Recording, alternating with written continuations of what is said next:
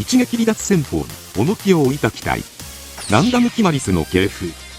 ASWD66。ガンダムキマリスは、2015年に放送された機動戦士ガンダム鉄血のオルフェンズに登場したモビルスーツです。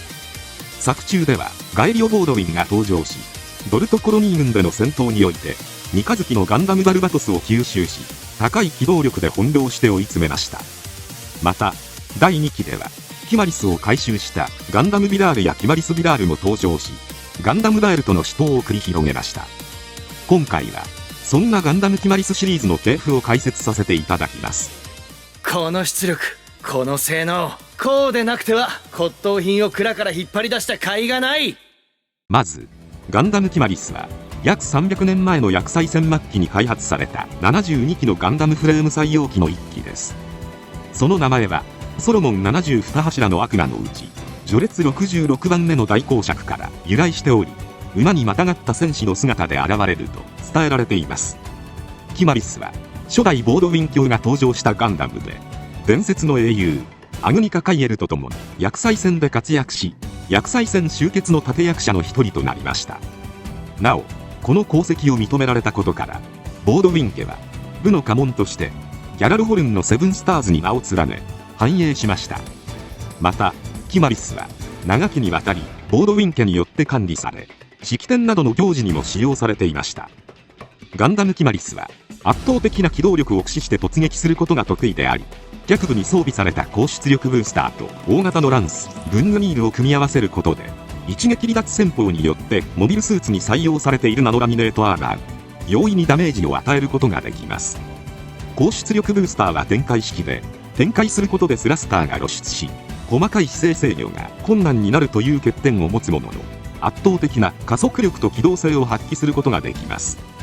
また、操縦技術を熟練させることで、素早い方向転換や急加速も可能であり、さらに、フルブースト時の推力が非常に高いことから、遠距離からでも一気に間合いを詰め、接近戦に持ち込むことができます。頭部には高精度センサーが内蔵され、各所に設置されたブースターやツインリアクターシステムにより生み出される高出力を活用することで、高い機動性と汎用性を両立させた優秀な機体となっています。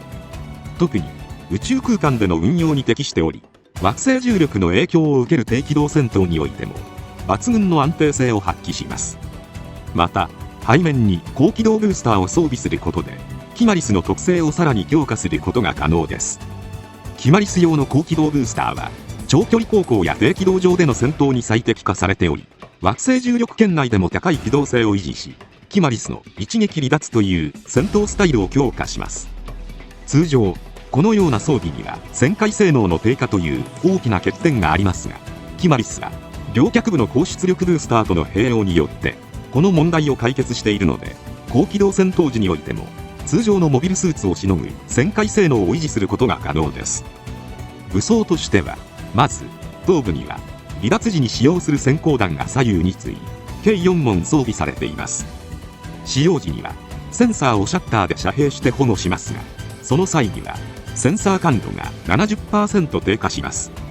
キマリスの主武装であるグングニールは、一撃離脱の戦闘スタイルに合わせた大型ランスです。高出力ブースターによる加速を生かして強烈な一撃を放ちます。なお、スカの後部は後方の敵に対する緊急用の打突武器としても機能します。また、ランス基部には2門の 120mm 砲が搭載されています。主に牽制用ですが、遠距離攻撃にも対応しています。他に緊急時に使用することを想定した折りたたみ式のコンバットナイフを持ち、使用しない際には腰の背部スカートにマウントされています。さらに、両剣部にはスラッシュディスクが内蔵されています。これは高高度でアーロイ製の円盤状のディスクを高速回転させて射出するというもので、近距離であればナノラミネートアーマーを切り裂くことができます。1回のチャージで3枚の連射が可能です。劇中ではドルトコロニー軍で三日月のガンダムバルバトスとの戦いを繰り広げる様子が描かれています。その後、地上戦に最適化したトルーパー装備を施したガンダムキマリストルーパーが登場しました。キマリスは宇宙空間において一撃離脱戦法を得意とし、そのポテンシャルを最大限に発揮することができましたが、逆に地球上のような重力下ではその特性を生かすことができませんでした。しかしトルーパー装備によりキマリスは地上戦においてもその能力を発揮することができるようになりました。キマリストルーパーの最大の特徴は4脚形態であるトルーパー形態への変形機構です。この形態は脚部とリアスカートを展開することで高速移動が可能で、地上ではホバー移動ができ、宇宙では高機動時の安定性を確保することができます。突進力を重視した形態であり、地上では重力の影響を最小限に抑えた高い機動性を備え、ランスによる正面突撃を可能にします。また浮遊状態を保つことで敵機からの攻撃による衝撃を受け流すことができ、防御面でも優位性を発揮します。さらに地上での一撃離脱戦法を可能とするために各部の装甲も換装され軽量化されています。そして長期戦を見据えて各種武装を支えるサブアームが両腰部に追加されました。これらの特性を合わせキマリストルーパーは非常に高い戦闘力を誇る機体に仕上がりました。武装としてはキマリストルーパーの主武装であるデストロイヤーランスはグングニールをも凌駕するサイズの一つ武器で機動力を生かした正面突撃が可能です。トルーパー形態ではサブアームを用いて構えることで突進時の姿勢安定性を確保し、攻撃時の衝撃に備えることができます。またランス自体にも姿勢制御用スラスターが設けられているので攻撃時の安定性も確保されています。ランスの側面にはグングニール同様機銃が2門内蔵されており、主に遠距離攻撃と牽制に用いられますが、口径が 120mm から 140mm に拡大したので威力が向上しました。キマリスシールドはメインアームのマニピュレータで保持するだけではなく、腕部に直接マウントすることもできます。またシールドの裏はキマリスサーベルが格納されており、ランスが使えない極至近距離での戦闘に用いられます。ランスをサブアームで保持したままメインアームでサーベルを使用することも可能です。またリアスカートには多種多様な機雷を搭載することが可能で、計6門の散布コブから放出されます。機雷の種類としては策薬、スモーク、ナパームといったものがあるので、拠点制圧、対モビルワーカー戦、対モビルスーツ用の撹乱など用途に合わせたものが使用されます。劇中ではエドモントンへ向かう鉄火団を追撃しようとする際に現れたマクギリス・ファリドがカル・グリムゲルデと戦いを繰り広げますが、ガエリオはマクギリスの真意を知って驚愕し敗れるのでした。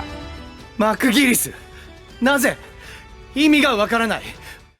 その後エドモントンでの戦いで大破したガンダムキマリストルーパーをラスカル・エリオンの指示により回収し、アリアンロッド艦隊の技術チームによって秘密裏に修復され改良された機体がガンダムビダールとなります。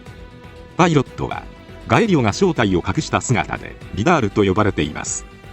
ガンダムビダールは試作段階では XK と呼ばれており、 XK の段階で荒屋式タイプ E の調整が行われました。荒屋式タイプ E はガエリオの体をアインダルトンの脳を搭載した機体が強制的に操作するというシステムであり、倫理的な批判を防ぐといった理由から本機は最重要機密とされているので、出自を秘匿するため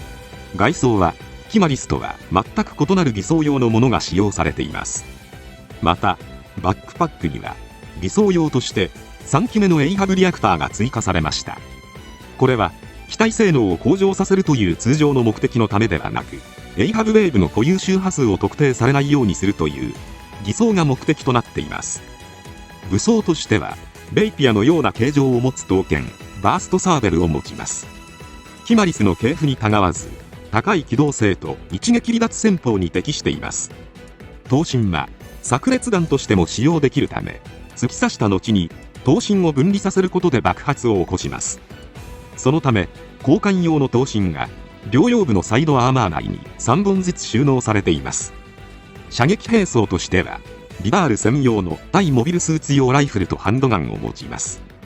これらにより遠距離から近距離までの距離を選ばない戦闘が可能です。他には両脚部先端に打突兵器の側部ハンターエッジが装備されています。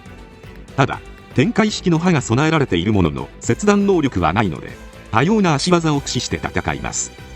スラスターを使用して加速し、ナノラミネートアーマーを貫く威力を発揮することもできます。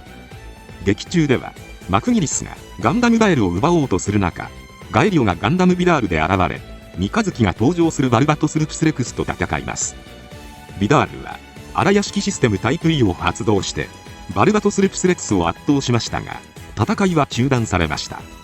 その後ガエリオが仮面を外して表舞台へ戻り、ガンダムビダールの偽装を解いて宇宙用決戦仕様に変更した姿がガンダムキマリスビダールとなります。この形態は薬剤戦時に確認されていたキマリスが持っていた形態の一つとなります。ガンダムビダールに搭載されていた偽装用の3機目のエイハブリアクターは取り外され、外装もキマリスのデザインに合わせられています。キマリスビダールは特に空間戦闘に特化した仕様なので、機体全体にスラスターが配置され、サブアームに取り付けられたシールドもフレキシブルスラスターとして機能します。高い加速力を持ち、高速突撃攻撃を得意としており、さらにビダールから引き続き搭載された荒屋敷システムタイプ E によってキマリス本来の性能を最大限に引き出すことができるようになりました。行くぞアイン、俺の体をお前に明け渡す。武装としては薬剤戦時の装備が使用されています。大型の打突兵器ドリルランスにはスラスターが内蔵され、突貫力が強化されました。先端には回転機構が備わっているので突進時の破壊力が高められています。さらにランス後部にはスラスターが内蔵されているので、より強力な攻撃が可能となっています。他にも高高度レアアロイで作られた刀や両膝部に内蔵された射出式パイルバンカードリル2を搭載しています。これは至近距離の敵機への隠し武器として使用されます。また射撃兵装としてドリルランスに内蔵されている2門の機関砲やドリルランスとシールドを組み合わせて打ち出すダインスレイブを持つことから、全レンジで性能を発揮できます。劇中ではマクギリスが登場するガンダムバエルとの戦いで一度はバエルを倒し損ねたものの、最終決戦では1対1の激しい戦いの先にキマリスビダールが両膝部に内蔵されたドリル2をバエルのコックピットに突き刺して勝利を収めます。そして最終的にはガエリオがマクギリスを銃で撃つのでした。さらばだマクギリス。余談ですが、鉄血のオルフェンズ第1期最終回の第25話でキマリストルーパーがガエリオと共に多くの視聴者の心を打つ素晴らしいシーンを見せたからか、翌日 Amazon のプラモデルランキングで HG144 分の1キマリストルーパーが突然の1位を獲得し、その後もしばらくの間驚くほどの売れ行きを見せました。今回は以上となります。